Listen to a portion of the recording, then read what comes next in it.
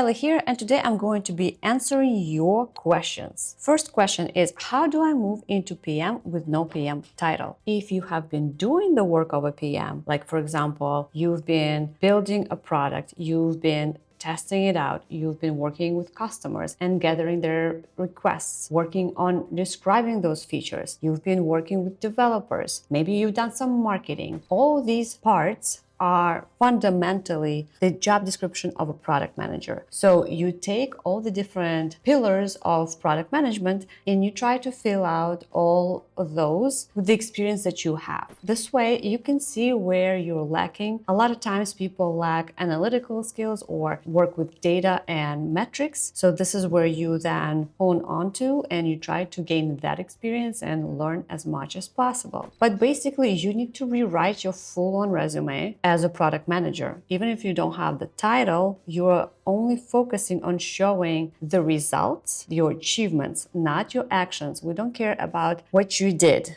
We care about the results. You show us the results and then you explain how you did it. For example, I have brought 40% savings in second quarter by automating workflows. Things like that, that's an example of a product manager mindset. We don't care about how many actions you take. We care about the results that you bring as a product manager. Next question, do I need to code? No, you don't need to code. Does it help? Yes. But do you end up sitting there and coding? Not so much. If you do know how to code with Cursor today and Vercel and other tools, you can quickly prototype and build your own product if you understand how code works. What skills matter most? Prioritization, time management, negotiations, EQ is super important. That's something that AI cannot take. And responsibility. You are the one responsible. You're a go-getter. You're an A-type person. Then product management is for you. Next question. How do I build a PM resume with no PM job? As I mentioned before, you take the responsibilities of a product manager in every job, whether it was marketing or project management or QA or programming. You highlight the job of a product manager that you done in that position. And again, achievables first, and then you explain how. You want to draw attention of those who are reading it to wonder,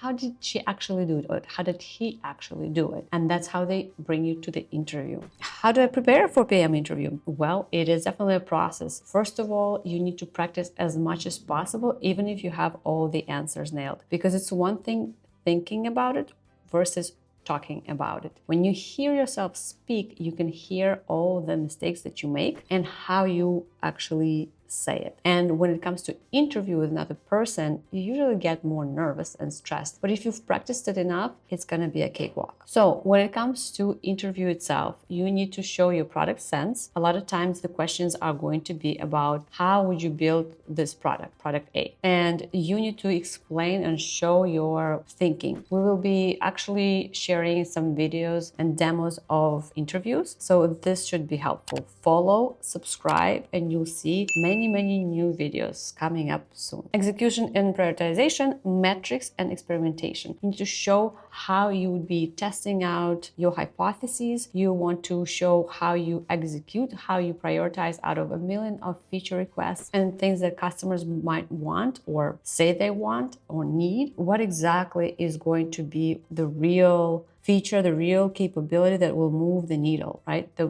will progress you, your company, and your product itself. Behavior questions are always there on the table because your master power is EQ. How can you negotiate? What is your emotional intelligence? What PM interview questions should I expect? I designed X for Y. I've achieved it through doing A, B, C, D. Tell me about a time you disagreed with a stakeholder and how you handled it. This is where traditional STAR method is usually very useful. So STAR is situation, task, action, and result. So those four steps, you need to explain your story. It's storytelling during your interview, right? So you have to tell the stories of how you persevered, how you solved a problem, usually with humans. The technical part is important, but not as much as the human side. Even in the age of AI, still same issues apply for product managers. How would you measure success? It's important at beginning of every product or project to set up a goal and set up a North Star metric. Depending on the business goal, your North Star metric is going to be different. And depending on the North Star metric, you're going to be chasing different things, right? And so although there's so many metrics to measure to help you understand where your product is heading, what your customers are wanting, etc., you need one leading North Star metric. And so in order for you to know what success is like, before you start a project, you want to know what you are after and what are you going to be measuring to say, yes, we are on the right track. Yes, we are successful. For example, let's say you are going through interviews. How do you know that you're successful? You want to have an Excel spreadsheet and how many resumes you send per week. And out of those, how many interviews you get and what has changed with each resume, what works and what doesn't work and what you need to keep on changing in order for you to land more interviews. These are the different metrics that you're going to follow. You're going to build your Excel, you have an action plan, and your North Star metric is getting a job offer. It's a big one. It's like the reason you even started this whole project. But there are side metrics that you're looking towards that are just helping you to reach that goal, right? Just because you keep getting interviews is not the success metric. It's just helping to get to the job offer. You got it. Next question. Which company should I target as a first PM role? Well, if you cannot move to product management within the company that you work at right now, then you can be looking into startups. The reason I say that, especially now, 2025, coming into 2026, is because we have so many startups with the help of AI. So many people are building. And although you don't want to chase just, random people who are just trying things out and don't have any backing, financial backing, you do want to look for those founders who are solid, who you can learn from, and who, because they're not as high on finances, right? Even if you have 20 million or 100 million of funding, that doesn't mean you are good to go. Money flows very quickly in companies and startups. So they care about the runway. So they might give you less money, but they'll take you in with less experience. And what's the most important part is, other than you learning from these founders who know a lot about latest and greatest in AI, you are also getting responsibilities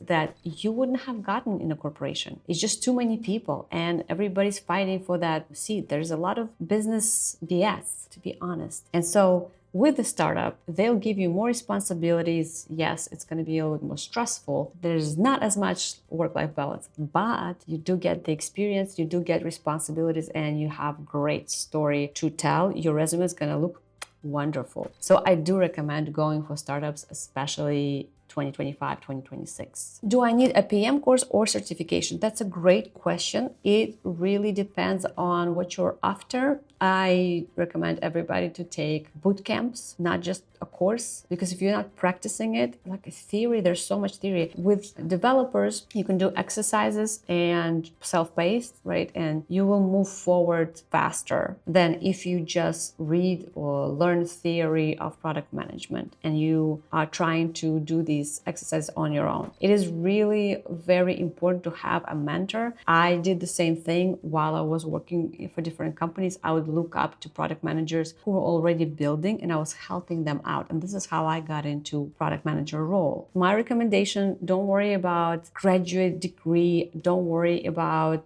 oh, I have this piece of paper, this diploma or certification. Look for the best boot camps where you have mentors who actually work in the field today, not 10 years ago and nothing like that, and who will give you a lot of practical experience. That's what you're after. What does a PM really do day to day? Very popular question. You basically spend 30% of your time on calls with engineers or maybe meetings with engineers. With customers, you work a lot with customers, gaining their feedback from the product and what features they really need or what problems they really need to be solved. It's two different things. One thing is, hey, hey, I'm a customer, I want a horse. And the reality is I have a problem of getting faster from point A to point B. In this case, your feature is not a horse. Your feature is high speed Ferrari, let's say, right? There are different ways to solve a problem. So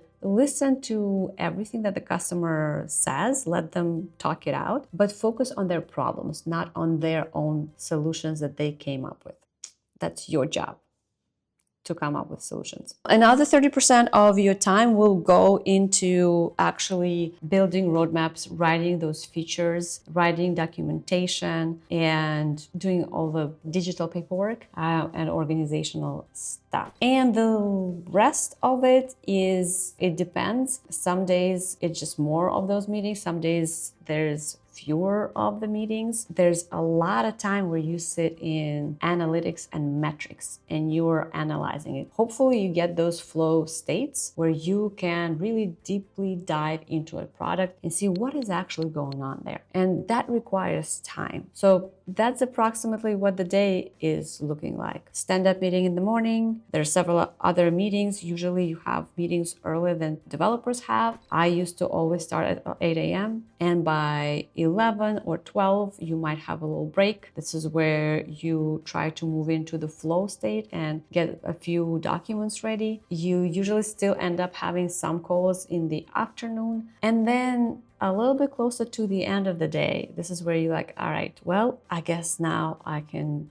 do some flow work. And you're a little bit more tired at that point. So you're actually looking into not only just days, but a week. You know, your Monday is going to be more filled with meetings. Your Tuesday is going to be very busy with like meetings, conversations, getting a lot of push. And then on Friday, when they have, there's no meeting day. Oftentimes companies do that. You still end up having a couple of meetings, but this is the time when you can actually allocate some time to flow state. So I wouldn't say that every day is the same. It's not like every day 30% goes here, 30% goes there, and 30% goes there, and there's like left time for coffee and whatnot. It's more of a week thing. Monday goes whoop, a bunch of meetings and catching up. Hopefully you don't have fires, but a lot of times you have some fires. Tuesday, busy with calls. Wednesday, still busy with calls. Thursday, people are trying to squeeze more stuff in. And then Friday, finally, you have more float state. Hope it helps. Next one. Is PM still worth it in the age of AI? Completely. I have talked to so many developers who keep telling me, no, we need AI PMs. We need PMs who understand how AI works. We need PMs who use AI with us, because developers use AI to write code today. So that's how they can be more productive. And you can 10x yourself as a product manager if you use AI tools, but not every AI tool that is out there. And if you want to actually ramp up quickly, join our bootcamp. I will drop this in, but join our bootcamp. I strongly believe in it. I've built it with love and attention and putting my money on the table to build it the right way with all the pieces that you would need to learn and to know as a product manager, along with tested AI tools that actually work for PMs and don't cost a ton of money and they don't, kill your flow. All right. I think these are the most popular questions. And having that said, I do welcome you to check out upskillpm.org. If you have more questions, please feel free to leave a comment below. I read those, I respond to those, and I actually build videos based on your needs and feedback. See you in the next one.